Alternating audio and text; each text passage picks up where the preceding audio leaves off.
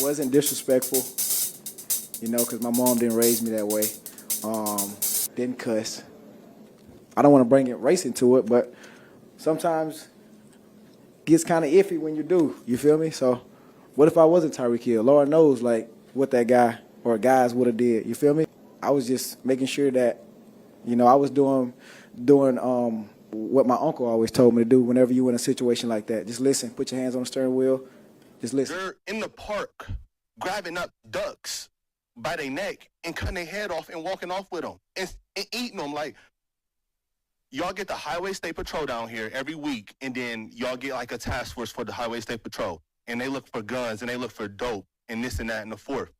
That same people that y'all got riding up and down Limestone doing U-turns, pulling people over for blinkers and pulling people over for going left to center and a couple miles over, y'all can take them same people, the Highway State Patrol, and you can take them in every single one of their silver Chargers and Dodge Durangos, and y'all can take them to Sunset, and y'all can park them right over there. The fact that an officer or a trooper in this case, literally just doing his job, could be ambushed out of nowhere and then engage in gunfire heroically is stunning. Positive remarks from District Attorney Brian Mason for Corporal Ty Simcox after an exchange of gunfire left a man dead on Highway 36.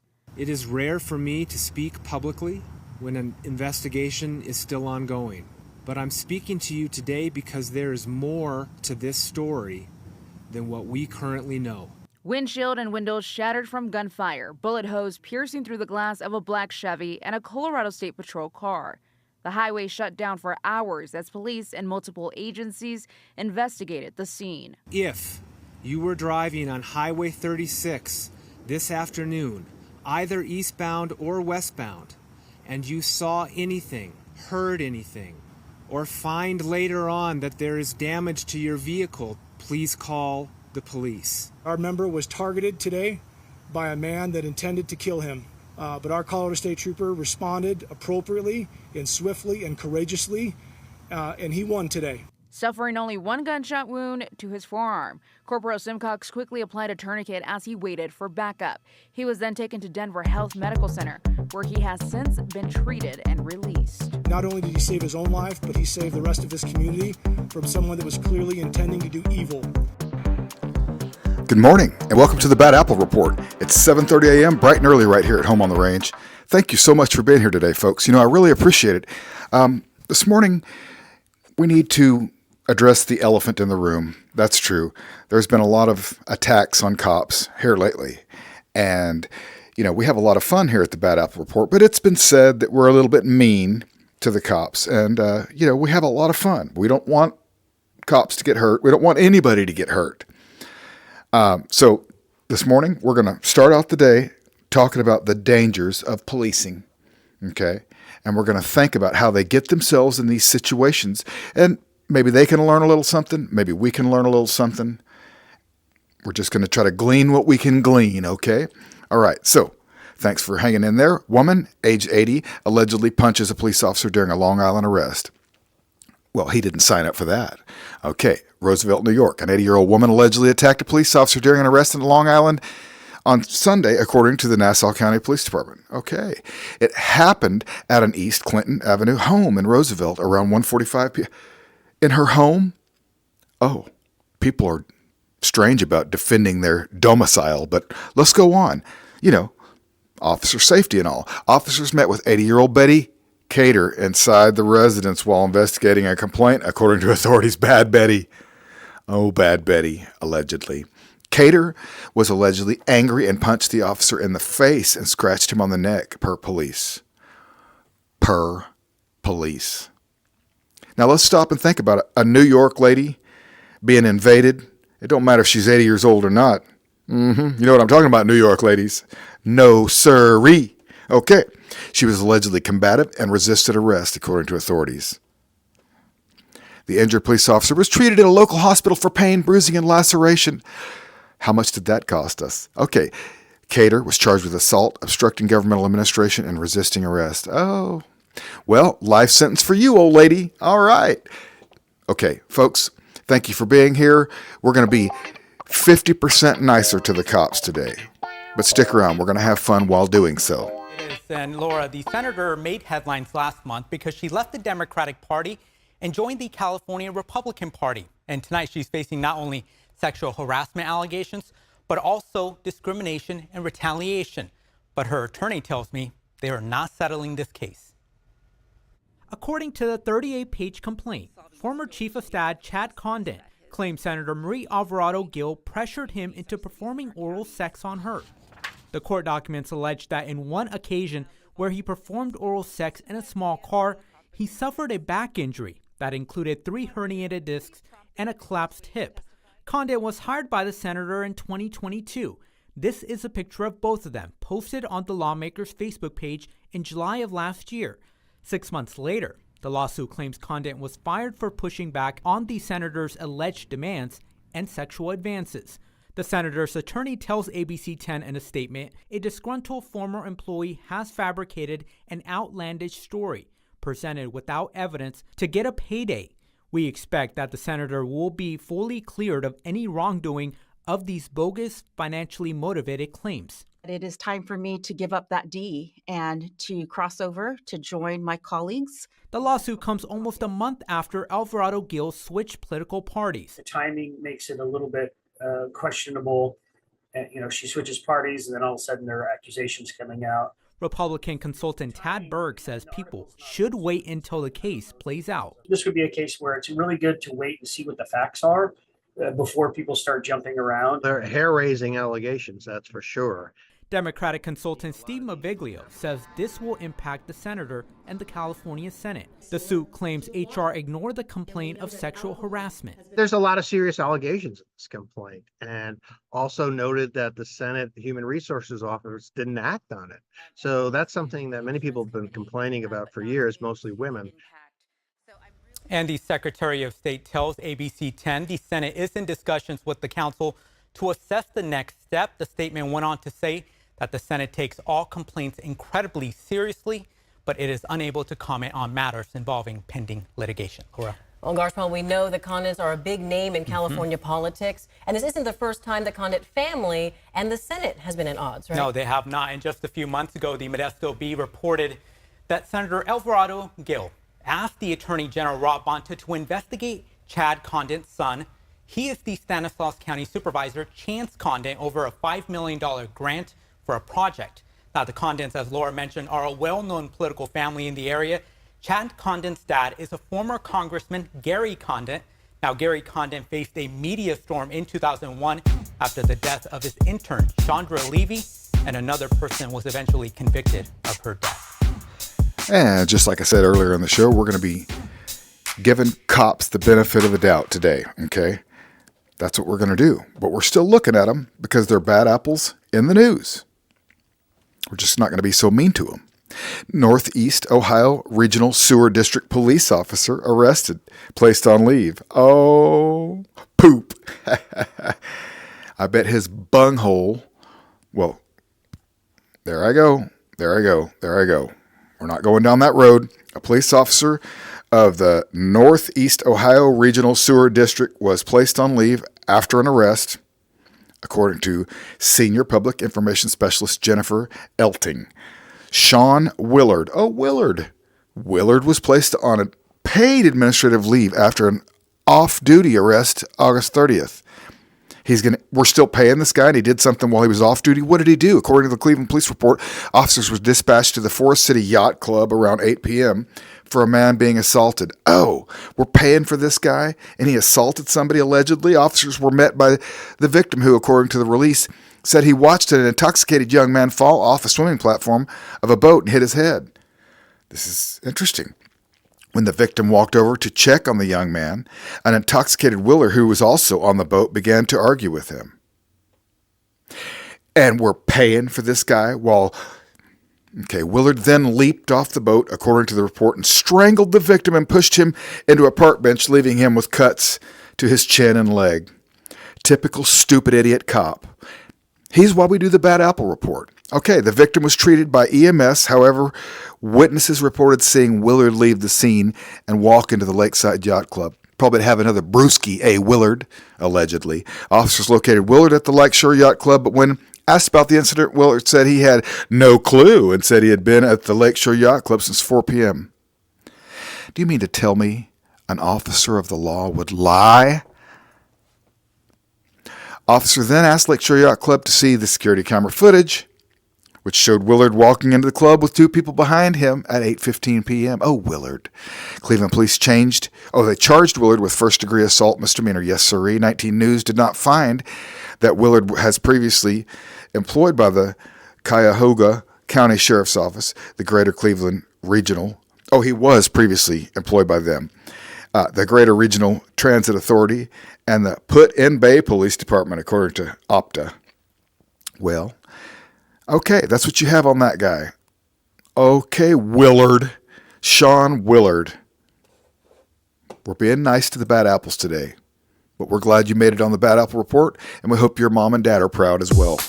On with the show. Keep your window down. Keep your window down, I'm going to get you out of the car. As a matter of fact, get out of the car. Get out of the car. Dolphin star wide receiver Tyreek Hill slowed down before even stepping onto the field. The scene just outside of the stadium captured on cell phone video by stunned fans as Hill was detained by police, even taken to the ground and handcuffed.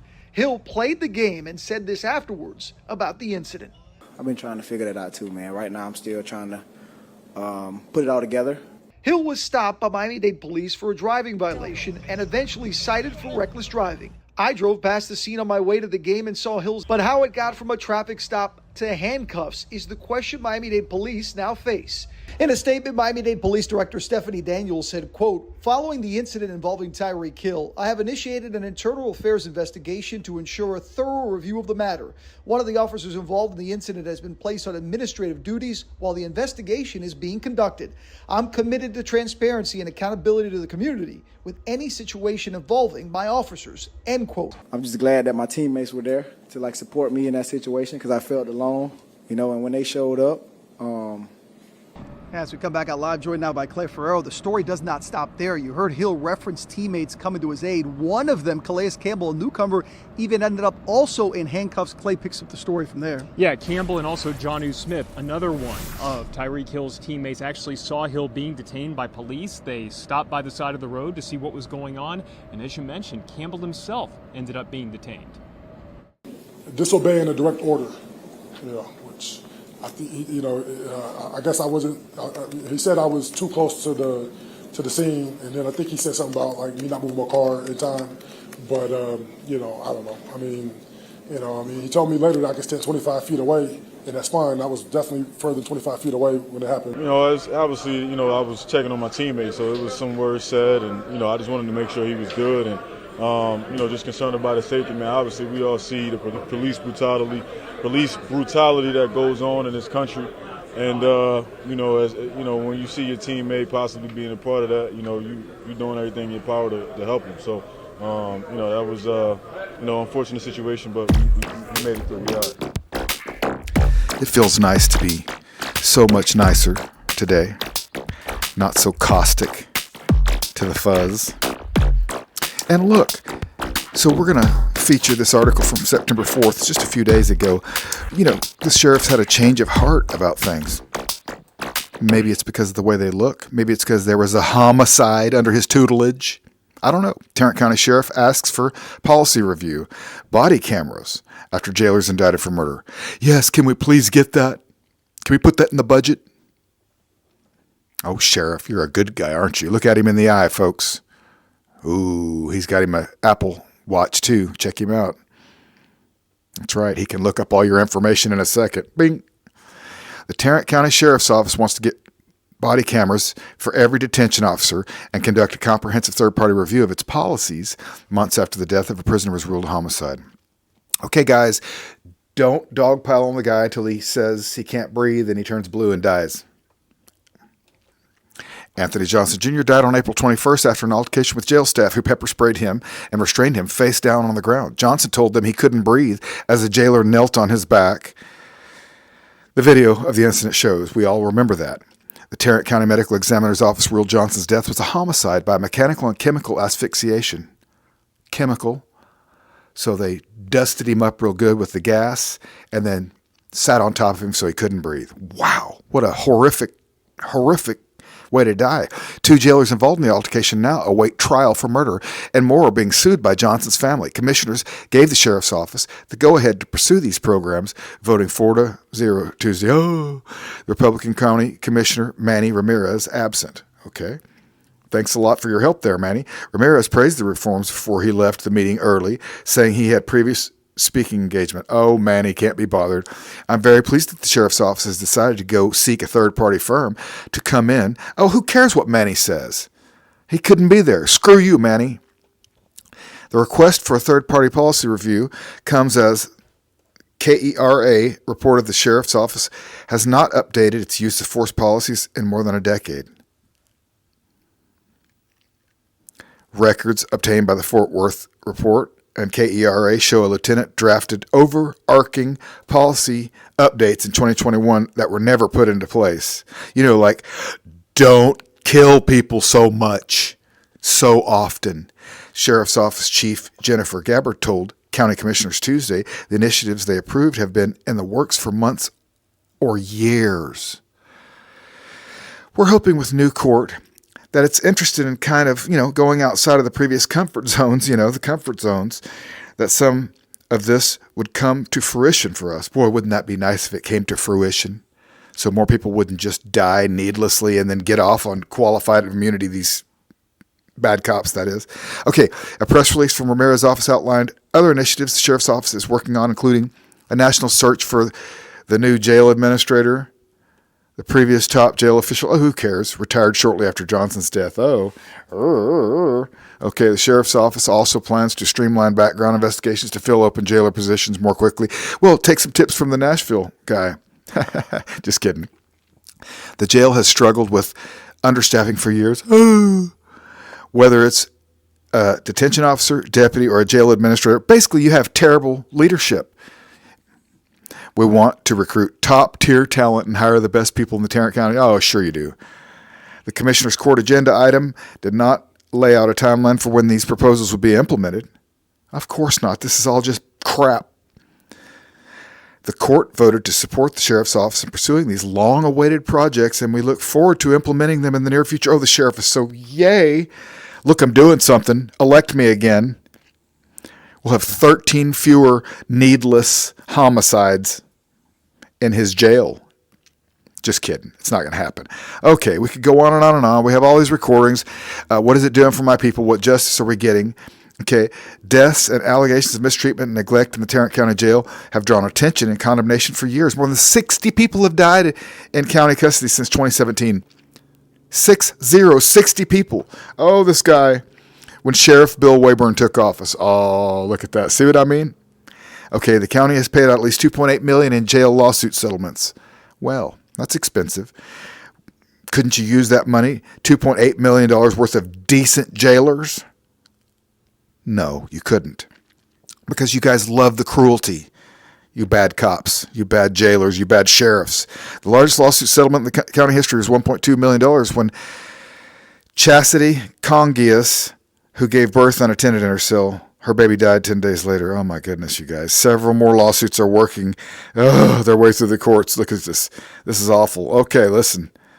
See that sheriff? I don't care what you say. I don't care what he proposes. He's a bad dude. And I can't be nice to these jerks. All right?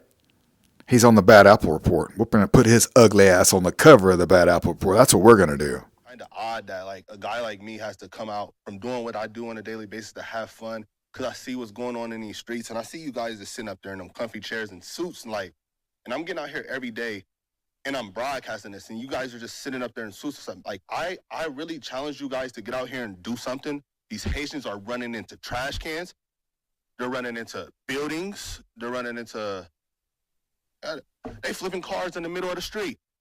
And I don't know how, like, y'all can be comfortable with this. Like, I don't know, like, who's getting paid from it. I honestly feel like someone's getting paid from it in the background.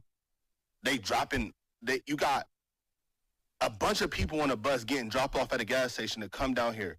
I know a single mom that FaceTimed me this morning at the welfare office that really need something. And it's nothing but immigrants over there. And I don't even want to like seem like I'm coming down on the immigrants, because it's the people that's bringing them down here. Because wherever they're at, that's what they're used to, bro. And y'all can teach people how to drive, since the Highway State Patrol knows so much